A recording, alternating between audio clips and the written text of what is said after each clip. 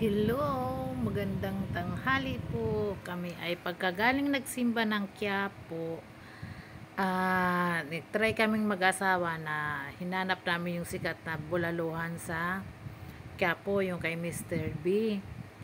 Diyos ko, pagdating namin doon, ang haba-haba na ng pila. Iba pala yung pila sa resibo, mag-order ka, tapos pagpasok po sa loob, iba din.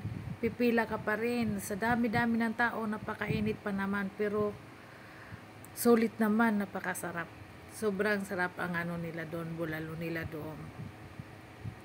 Sa halagang 300, solid na solid.